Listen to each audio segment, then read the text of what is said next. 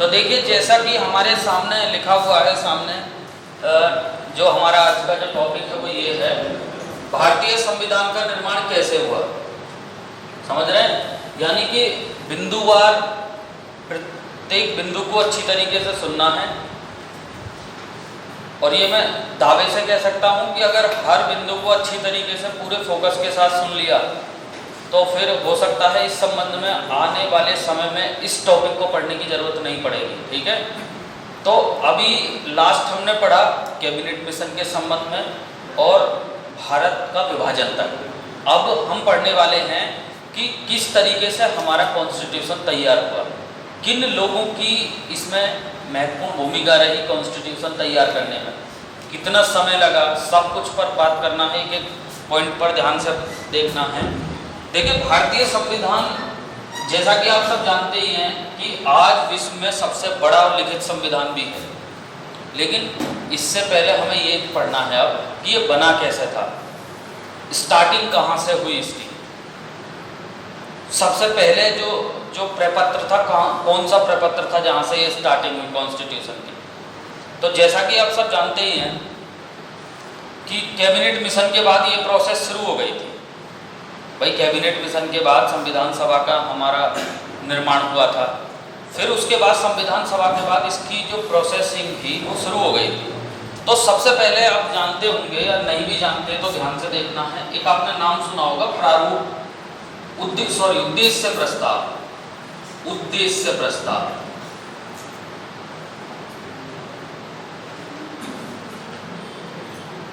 उद्देश्य प्रस्ताव ये आपने नाम सुना होगा। नहीं सुना है तो बहुत ध्यान से सुन लें, कहीं ना कहीं ये बहुत महत्वपूर्ण बिंदु है। और पिछली बार जब पहला ही पेट हुआ है, पेट एग्जाम UPSSC का एक ही बार पेट हुआ अभी तक, पेट के पहली शिफ्ट के एग्जाम में यहाँ से क्वेश्चन पूछा भी गया ना, तो पेट का पेपर उठा कर देख लेना। ठीक है, तो क्या है कि ये जो उद्देश्य प्रस्ताव था ये यानी कि एक प्रपत्र, एक लेटर, इसे एक तरीके का क्या था, एक लेटर था। समझ रहे हैं? तो उद्देश्य प्रस्ताव सबसे पहले अगर हम बात करें कि कौन लाया, किसने प्रस्तुत किया, तो सबसे पहले तो आपको ये चीज याद रखनी है कि उद्देश्य प्रस्ताव को जवाहरलाल नेहरू के द्वारा लाया गया। ये आपको सबसे पहले याद होना चाहिए। यानी कि उद्देश्य प्रस्ताव को किसके द्वारा लाया गया था सबसे पहले, तो उद्देश्य प्रस्ताव को जवाहरलाल नेहरू के द्वारा लाया गया था। समझ रहे हैं? यानी कि एक ये लेटर था ऐसा कह सकते हैं, या फिर हिंदी में कहो तो प्रपत्र। ठीक है, उद्देश्य प्रस्ताव को संविधान सभा के जो समक्ष रखा गया था, किस दिन किस तिथि को रखा गया था ये आपको अच्छी तरीके याद होना चाहिए। तो याद रखना स्टूडेंट, 13 दिसंबर 1946 डेट याद रखनी है।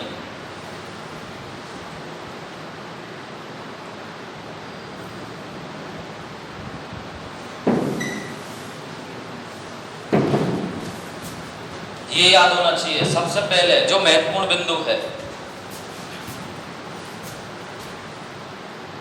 2 पॉइंट आपके सामने अब तक आ चुके हैं कि उद्देश्य प्रस्ताव जो कौन लाए, किसके द्वारा लाया गया, जवाहरलाल नेहरू के द्वारा लाया गया। दूसरी बात, संविधान सभा के सामने वो कब लाया गया, तो याद रखना है 13 दिसंबर 1946 को लाया गया। स्टूडेंट ये दोनों चीज़ें आपके क्लियर होनी चाहिए अगर किसी भी वनडे एग्जाम को क्रैक करना है। स्टार्टिंग के बहुत महत्वपूर्ण पॉइंट हैं ये। 13 दिसंबर 1946 को जवाहरलाल नेहरू संविधान सभा के समक्ष क्या लाए, संविधान सभा के समक्ष लाए वो उद्देश्य प्रस्ताव। समझ रहे हैं? अब ये क्या था उद्देश्य प्रस्ताव? भाई सीधी सी बात है, मोस्टली ये दिमाग मारे होंगे कि भाई क्या था ये उद्देश्य प्रस्ताव। तो ये जो उद्देश्य प्रस्ताव था ना स्टूडेंट, ये एक प्रपत्र था या कह सकते हैं एक लेटर था जो संविधान सभा के समक्ष जवाहरलाल नेहरू के द्वारा लाया गया। इसमें था क्या, ऐसा क्या था इसमें? तो हमारे संविधान में जो चूंकि संविधान बनाने की प्रोसेसिंग उस समय शुरू हुई, समझ रहे हैं ना, भारतीयों के द्वारा किस तरीके का संविधान होगा यानी कि आगे हमारा कैसा संविधान होगा उसके लिए कुछ महत्वपूर्ण बातें इसमें बताई गई। यानी कि इसको इस तरीके से समझ सकते हैं कि आने वाले समय में भारतीय संविधान का स्ट्रक्चर कैसा होगा, भारतीय संविधान की प्रकृति कैसी होगी, यानी कि उसका नेचर कैसा होगा, ये बात किसमें बताई गई थी, उद्देश्य प्रस्ताव। बात समझ में आ रही है मैं क्या कह रहा हूँ? एक एक पॉइंट पर ध्यान देना है। इसको इस तरीके से कह सकते हैं, अगर दूसरी लैंग्वेज में समझेंगे तो भारतीय संविधान के उद्देश्य इसमें बताए गए। यानी कि मैंने अभी दूसरी लैंग्वेज में भी बताया कि भारतीय संविधान कैसा होगा, उसका नेचर कैसा होगा, उसकी प्रकृति कैसी होगी, सेम ही बात है। तो ये चीज कहाँ बताई गई थी? स्टार्टिंग में ये उद्देश्य प्रस्ताव में बताई गई। अब आपके दिमाग में ये बात स्पष्ट हो जानी चाहिए स्टूडेंट कि उद्देश्य प्रस्ताव था क्या। केवल रटने से ही काम नहीं चलेगा, कंसेप्ट को पूरी तरीके से समझना। तो ये था उद्देश्य प्रस्ताव, समझ रहे हैं?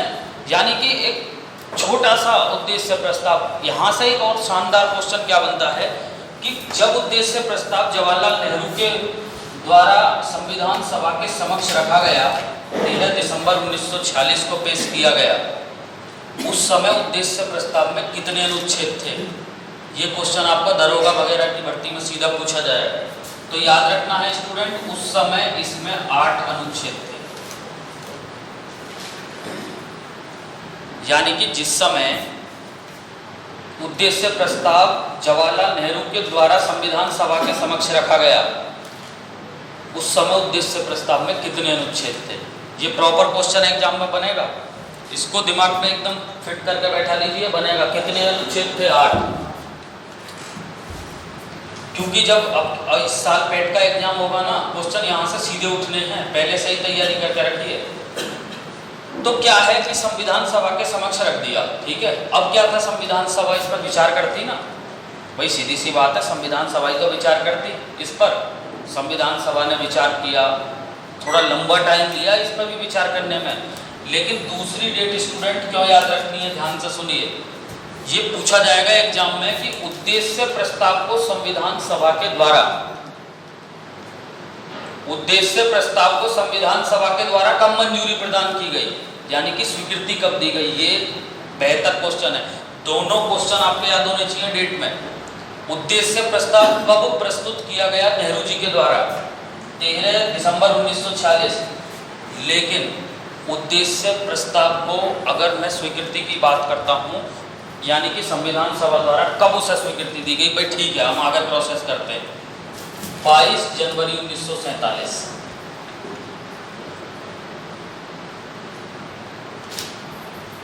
ये स्टूडेंट याद होना चाहिए आपको,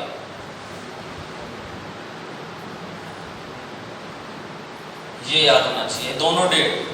अगर उद्देश्य प्रस्ताव पढ़ रहे हैं, ये दोनों डेट आपके याद नहीं है ना, तो समझ के चलिए कहीं ना कहीं उद्देश्य प्रस्ताव को आपने बहुत ऊपरी लेवल पर पढ़ा है, केवल सही से नहीं पढ़ा। यानी कि संविधान सभा ने कब उसको स्वीकृति प्रदान की थी, उद्देश्य प्रस्ताव को 22 जनवरी 1947 को कह दिया था भाई ठीक है हम इस पर आगे के लिए प्रोसेस करेंगे। आज आपको ये मालूम पड़ेगा कि संविधान कैसे बन के तैयार हुआ। तो 22 जनवरी 1947 को संविधान सभा की स्वीकृति प्रदान कर दी गई उद्देश्य प्रस्ताव को। और उद्देश्य प्रस्ताव के विषय में किसी ने कुछ कहा, किसी ने कुछ कहा, तो एक कथन याद रखना है, पूछा जा सकता है कि इसे संविधान की कुंजी कहा है। संविधान की कुंजी यानी कि संविधान की चाबी, चाबी कहा गया है। किसने कहा? के.एम. मुंशी। मैं लिखाऊंगा अभी बाद में, लेकिन फिलहाल एक पॉइंट को सुनना है। कई बार क्वेश्चन ये बनेगा एग्जाम में कि उद्देश्य प्रस्ताव को संविधान की कुंजी किसने कहा था? के.एम. मुंशी। पूरा नाम है इनका कन्हैयालाल माणिकलाल मुंशी। समझ रहे हैं?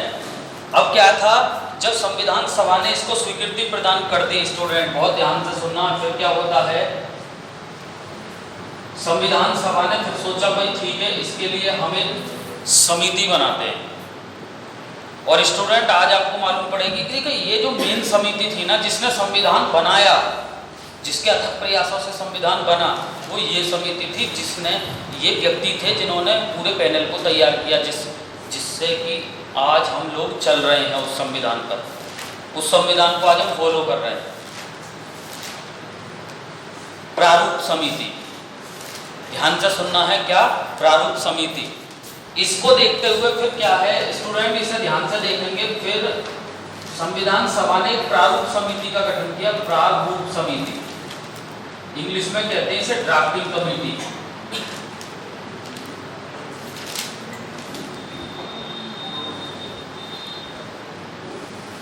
ये समिति देखिए, ये जो समिति प्रारूप समिति, संविधान सभा के द्वारा एक प्रारूप समिति का गठन किया गया। उद्देश्य प्रस्ताव को भी ध्यान में रखते हुए, भारतीय संविधान के निर्माण को भी देखते हुए कि कैसा होना है। ये जो प्रारूप समिति थी, इसको अंग्रेजी में कहा जाता है ड्राफ्टिंग कमेटी। और ये क्यों बनाई गई थी? सबसे पहले तो हमें ये मालूम होना चाहिए कि ये जो प्रारूप समिति थी, ये क्यों बनाई गई थी, इसका कारण क्या था, इसको क्यों लाया गया? भारतीय संविधान का प्रारूप तैयार करने के लिए, समझ रहे हैं, भारतीय संविधान का पूरा प्रारूप तैयार करने के लिए किस तरीके से भारत का संविधान होगा, कैसी कैसी उसमें बातें होंगी, कहाँ से क्या चीज़ ली जाएगी, जैसा कि आज हम पढ़ते भी हैं, समझ रहे हैं। ये सारा जो पैनल है, ये सारा किसके हाथ में दे दिया गया? प्रारूप समिति। इसीलिए इसका नाम भी प्रारूप समिति पड़ा, यानी कि भारत के संविधान का प्रारूप कैसा होगा, किस किस तरीके की बातें होंगी। आप देखते होंगे ना, आज आप पढ़ते भी हैं, देखा होगा, संविधान संशोधन की प्रक्रिया किस देश से ली गई है? दक्षिण अफ्रीका के संविधान से। मौलिक अधिकार कहाँ से लिए गए? अमेरिका के संविधान से। ये सारी बातें और अन्य बातें, प्लस इस समिति का और क्या कार्य था? कोई भी एक्ट लेना है तो कैसा लेना है, क्या वो एक्ट आगे के लिए सही रहेगा भविष्य में या नहीं रहेगा, ये सब किसका कार्य था? प्रारूप समिति। सबसे पहले यहाँ से क्या क्वेश्चन एग्जाम में बनेगा, बहुत ध्यान से सुनना, बहुत सीधा जो क्वेश्चन आएगा, चाहे कांस्टेबल का एग्जाम हो चाहे दरोगा का हो, प्रारूप समिति का गठन कब किया गया था? ये सबसे पहला क्वेश्चन होगा अपने आप में। तो याद रखना स्टूडेंट, 29 अगस्त 1947, बहुत अच्छी तरीके से सुनना, 29 अगस्त 1947, ये डेट याद होनी चाहिए आपको। 29 अगस्त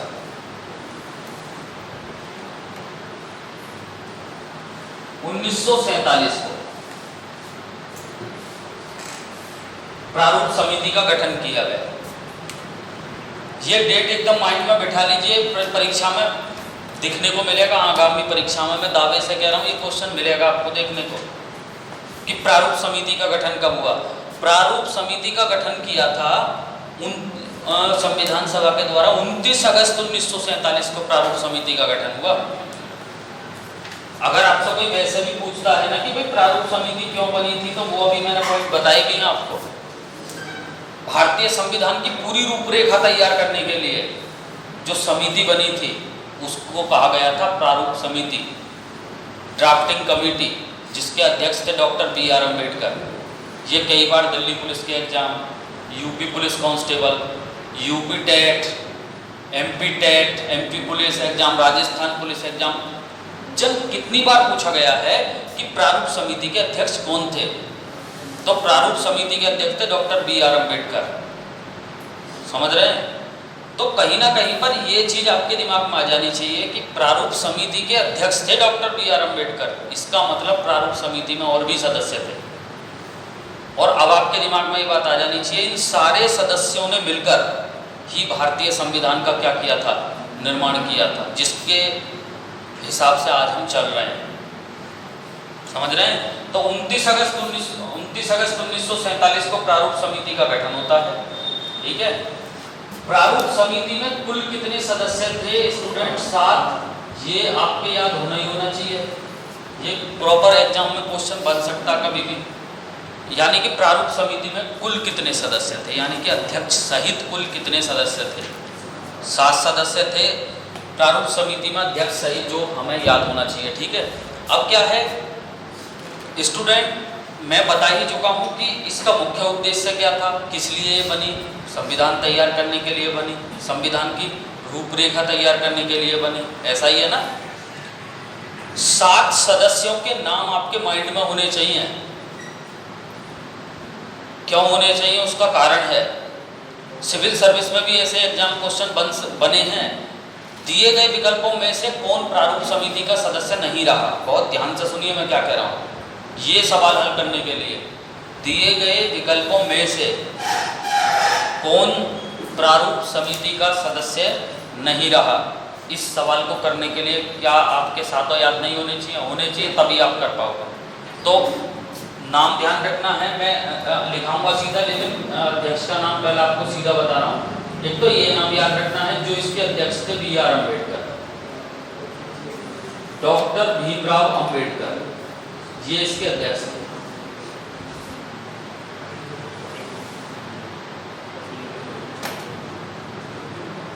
ये तो याद रखना ही है आपको, बी आर अम्बेडकर इसके अध्यक्ष थे। लेकिन इसके अलावा कौन कौन से सदस्य थे सिर्फ सुनना है, लिखाऊंगा मैं उन्हें बाद में, बहुत ध्यान से सुनिए।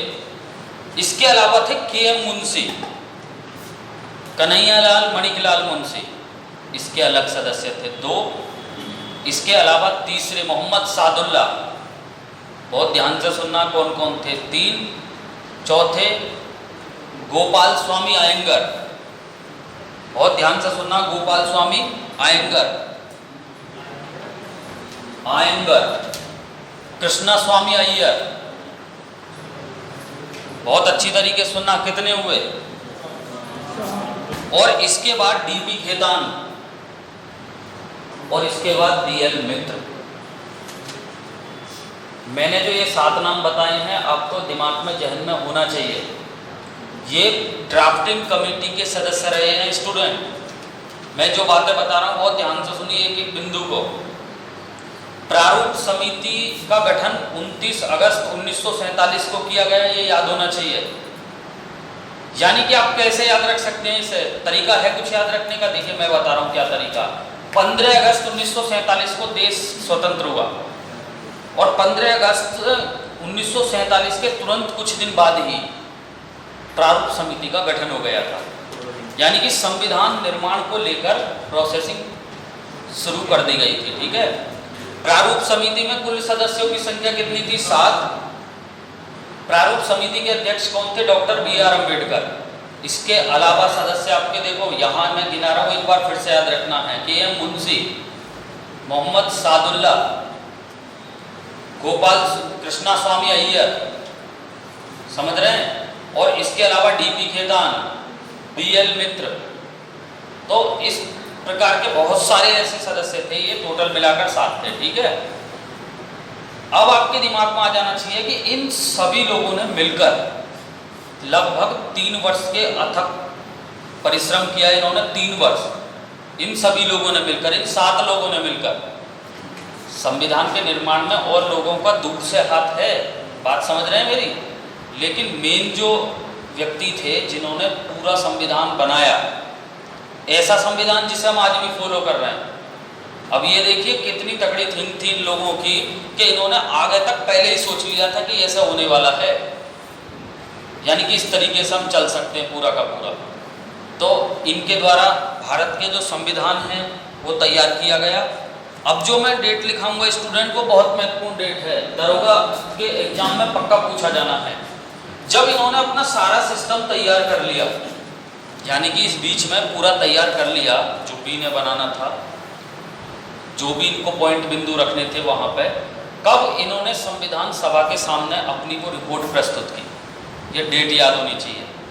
तो स्टूडेंट याद रखना है 21 फरवरी 1948, डेट याद रखनी है आपको, 21 फरवरी 1948। यानी कि इस समिति ने 21 फरवरी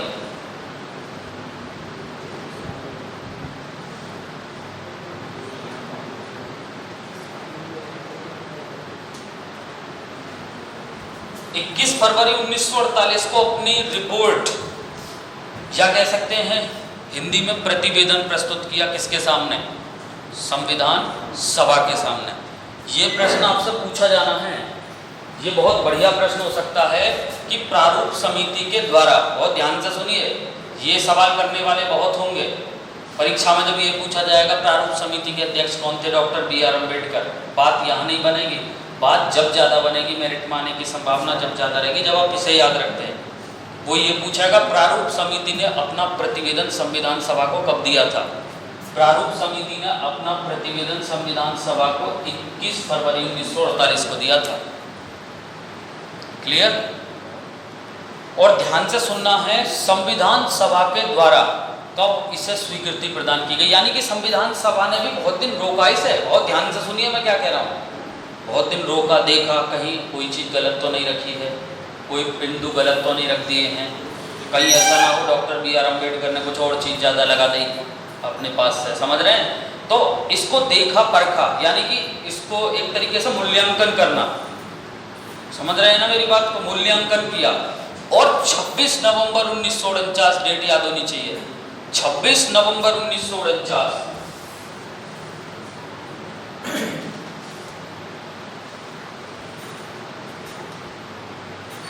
26 नवंबर 1949 को संविधान सभा ने इसे स्वीकृति प्रदान की। भाई ठीक है, जो भी इन्होंने ये चीज बना के दी है ठीक है, यानी कि संविधान सभा के द्वारा संविधान को कब स्वीकृति प्रदान की गई, इंग्लिश में कहते हैं एडॉप्टेड, हिंदी में स्वीकृति या फिर अंगीकृत, सेम ही बात है, कंफ्यूजन नहीं होना है। एक बात को मैं ध्यान से बता रहा हूँ, ये चीज सुननी है, ठीक है? अब क्या है, 26 नवंबर 1949 को संविधान सभा के द्वारा प्रारूप समिति ने जो अपनी रिपोर्ट दी थी, बहुत ध्यान से सुनिए, कौन सी रिपोर्ट, जो 21 फरवरी 1948 को दी थी, उसे स्वीकृति प्रदान कर दी। कब? 26 नवंबर 1949 को। इसी कारण क्या होता है स्टूडेंट, 26 नवंबर को कॉन्स्टिट्यूशन डे मनाया जाता है। अगर एग्जाम में कभी पूछा जाए, क्योंकि हम कॉन्स्टिट्यूशन पढ़ रहे हैं, तो कॉन्स्टिट्यूशन डे कब मनाया जाता है? कॉन्स्टिट्यूशन डे 26 नवंबर को मनाया जाता है। क्योंकि 26 नवंबर 1949 को भारत का संविधान अंगीकृत हुआ था, या कह सकते हैं भारत के संविधान को संविधान सभा के द्वारा स्वीकृति प्रदान की गई। दोनों तरीके से याद रख सकते हैं। क्लियर हुआ इतना? तो मेरे हिसाब से पॉइंट भी क्लियर हो जाना चाहिए। पूछा जाएगा कभी कॉन्स्टिट्यूशन डे कब मनाया जाता है, तब आपका आंसर एकदम होना चाहिए हाँ 26 नवंबर को मनाया जाता है। समझ रहे हैं? अगर पूछता है कि भाई क्यों मनाया जाता है, तो उसके आप दो जवाब आराम से दे सकते हैं। एक जवाब दे सकते हैं क्योंकि भारत के संविधान को उस दिन संविधान सभा ने स्वीकृत किया था, एडॉप्टेड, अंगीकृत किया था, इसीलिए मनाया जाता है। क्लियर हुआ इतना? तो इस तरीके से हमारा संविधान यहाँ पर अंगीकृत हुआ, और अंगीकृत हो इतना होने के बाद आप देखेंगे इतना समय लगा, प्रारूप समिति बनी, उसके बाद रिपोर्ट जाती है, संविधान को अंगीकृत करते हैं। इस बीच में 2 वर्ष 11 माह 18 दिन का समय लगा। स्टूडेंट ये आपके याद होना चाहिए, ये क्वेश्चन एग्जाम में पूछा जाएगा कि भारतीय संविधान को बनने में कितना समय लगा। 2 वर्ष 11 माह 18 दिन।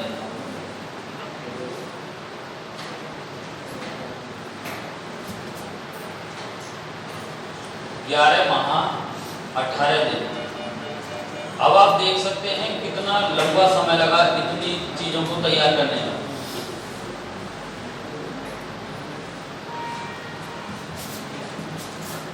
यानी कि भारतीय संविधान को बनने में कितना समय लगा, ये प्रॉपर क्वेश्चन एग्जाम में पूछा जाएगा। तो 2 वर्ष 11 माह 18 दिन का समय लगा, ठीक ठाक समय लगा, क्योंकि लोगों ने इसमें अपनी पूरे का पूरा अनुभव झोंक दिया। ठीक है, तो 2 वर्ष 11 माह 18 दिन का समय लगा। बात अगर पैसे की करता हूँ कि कितना उस समय पैसा रुपया खर्च हुआ, तो याद रखना स्टूडेंट 64 लाख रुपया का उस समय खर्चा आया, लगभग 64 लाख रुपया का उस समय खर्चा आया। ये प्रश्न भी आपको परीक्षा में पूछा जा सकता, याद रखना। यानी कि भारतीय संविधान को बनने में कितना समय लगा, 2 वर्ष 11 माह 18 दिन का समय लगा। कितने लाख रुपया का, कितना पैसे का खर्चा आया, 64 लाख लगभग रुपया का खर्चा भी आया उस समय, जो कि बहुत ज़्यादा था उस समय के हिसाब से भी अगर हम देखें। तो बहुत ज़्यादा था, ठीक है। अरे क्लियर।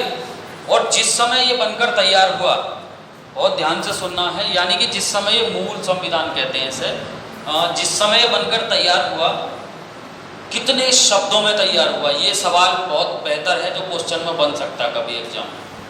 कितने शब्द थे, वर्ड कितने थे उस समय? 1,46,300 कुछ शब्द थे, यानी कि आप याद रख सकते हैं 1,46,000 शब्दों, 1,46,000 शब्दों में लगभग तैयार हुआ कौन सा? भारतीय संविधान। ये भी आपको याद होना चाहिए, कभी पूछा जा सकता है कितने शब्दों में बना था? 1,46,000 शब्दों में बनकर तैयार हुआ। ये सवाल आपको आगामी किसी भी भर्ती में देखने को मिल सकता है, समझ रहे हैं? तो यहां तक भी आपको याद होना चाहिए कितना समय लगा, 2 वर्ष 11 माह 18 दिन का। कितना पैसा का खर्चा आया? 64 लाख।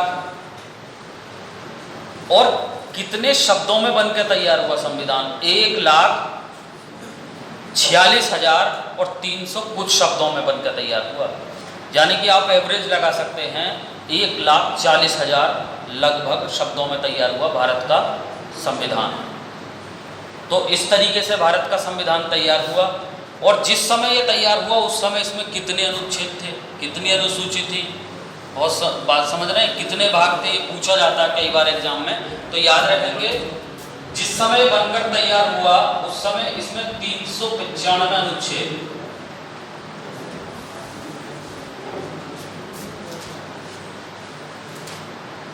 395 अनुच्छेद आर्टिकल, 22 भाग और 8 अनुसूची। क्योंकि स्टूडेंट 8 के बाद जो 4 अनुसूची हमारी आई हैं, जो कि वर्तमान में आप जानते होंगे इस समय 12 अनुसूची हैं, और 12 अनुसूची जो आई हैं वो अलग अलग तरीके से आई हैं। क्यों? जैसे कि आप जानते होंगे अलग अलग अमेंडमेंट के द्वारा वो जुड़ी हैं चारों, तो वो तो बाद में जुड़ी हैं चारों, लेकिन जिस समय ये संविधान बनकर तैयार हुआ उस समय 395 अनुच्छेद थे, याद रखना है अच्छी तरीके से, 22 भाग और 8 अनुसूची थी। हालांकि वर्तमान में 12 अनुसूची हैं। कैसे कैसे वो बढ़ी हैं, किस किस अमेंडमेंट के द्वारा बढ़ी हैं, वो मैं आगे जब पढ़ाऊंगा तब इन चीज़ों को बता दूंगा, ठीक है? अच्छी तरीके से सुन लेना है। अब क्या है कि 26 जनवरी वाली बात वो थोड़ा सा सुनेंगे, तब फिर मैं क्लास को लिखाना शुरू करता हूँ। अब ये पूरा संविधान तैयार हो गया, लेकिन 1929 का लाहौर अधिवेशन आप जानते होंगे, मैं बार बार इसको बता रहा हूँ ताकि इसके जितने भी महत्वपूर्ण बिंदु हैं वो क्लियर हो सके। 1929 का लाहौर अधिवेशन में क्या था कि एक तो स्वराज शब्द पारित लक्ष्य रखा गया था स्वराज का, ठीक है। दूसरा महत्वपूर्ण बिंदु क्या था 1929 के लाहौर अधिवेशन में कि जब भी हम कभी स्वतंत्र होंगे हम 26 जनवरी को स्वतंत्रता दिवस मनाया करेंगे, ये लक्ष्य रखा गया। लेकिन क्या है कि अब आप देख रहे होंगे कि भारत का जो संविधान है वो भारतीय पहले ही स्वतंत्रता मिल गई, तो भारत ने स्वतंत्रता दिवस तो मनाना शुरू कर दिया 15 अगस्त को। लेकिन चूंकि 1929 के लाहौर अधिवेशन में ये लक्ष्य रखा गया था भारतीय राष्ट्रीय कांग्रेस के द्वारा कि 26 जनवरी को हम स्वतंत्रता दिवस मनाया करेंगे, तो इसी कारण जब भारत ने अपना पूर्ण रूप से संविधान लागू किया, बहुत ध्यान से सुनना, पूरी तरीके से संविधान लागू किया, जिसे हम कहते हैं संविधान लागू, यानी कि 26 जनवरी 1950, तब उस समय 26 जनवरी इसलिए तिथि चुनी गई क्योंकि 1929 के लाहौर अधिवेशन में ये तय किया गया था कि हम स्वतंत्र होंगे तो 26 जनवरी को स्वतंत्रता दिवस मनाया करेंगे। बट पहले ही स्वतंत्रता दिवस मनाया गया, तो इसलिए 26 जनवरी को क्या मनाया जाता है, रिपब्लिक डे, ये है। और 1929 के लाहौर अधिवेशन जो इतना इम्पोर्टेंट अधिवेशन है, इसकी अध्यक्षता किसके द्वारा की गई, जवाहरलाल नेहरू। ये कभी पूछा जाएगा एग्जाम में, छाप लो। तो वही महत्वपूर्ण बिंदु यहाँ से हैं 1929 के लाहौर अधिवेशन से। एक तो स्वराज शब्द, का लक्ष्य रखा गया था लाहौर अधिवेशन में। दूसरा, अगर हम स्वतंत्र होंगे तो 26 जनवरी को क्या मनाया करेंगे, स्वतंत्रता दिवस। और इस अधिवेशन की अध्यक्षता किसने की थी, जवाहरलाल नेहरू ने। तो अब आपको पूरी लगभग पृष्ठभूमि समझ में आई होगी इसकी, भारत का संविधान कैसे बनकर तैयार हुआ, क्या क्या वहाँ पर मुख्य बातें हैं। ठीक है, तो वीडियो को लाइक और शेयर करना ना भूलें।